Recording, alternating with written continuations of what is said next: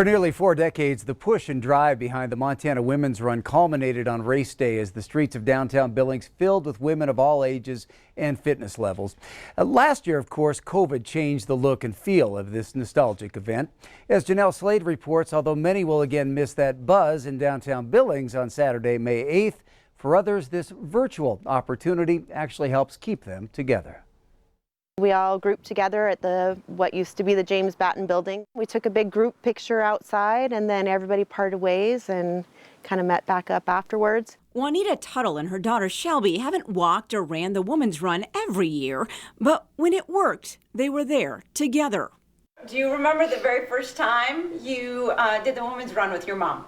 I don't. I've done so many women's runs that it's just kind of part of our tradition now. But I always remember meeting with the same group at the same place and then going all together and during the run. It was always so much fun because it was all my mom's work friends. But as children do, Shelby grew, graduated, enlisted, got married, and then landed at Joint Base Pearl Harbor Hickam in 2019. Just a few miles and an ocean apart. My mom growing up has always been my stronghold. You can call me a mama's girl.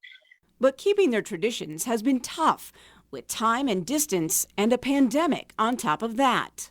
So it was 14 months of not being able to see her or hug her, or, it was really tough for everybody. Everybody's stuck at home and a lot of things we can't do right now, right? I can't go out to coffee with my mom like I used to and do things like that. But even doing the women's run just a little bit is one of those things that I feel like we can hold on to from a distance because it's virtual now. So last year, Shelby paced out her run on the beaches in Hawaii, while Juanita took off up the trail with their dog, Etta. So I'd had about half of it done when I started coming back down the hill, when Etta decided she was done.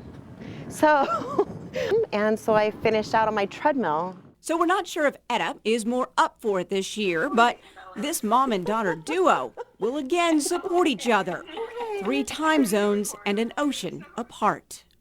I'll probably make my husband sit on the sidelines and cheer me on like my mom would. So we're at a distance, and doing it at different times doesn't really make any difference for us. We're very close, and just knowing that we did it is the biggest part of it.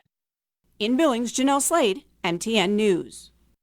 Thanks, Janelle. And you can still get signed up for the Montana Women's Run, but that deadline is coming up Thursday at 6 p.m. So log on tonight, and the link is in this story on ktvq.com.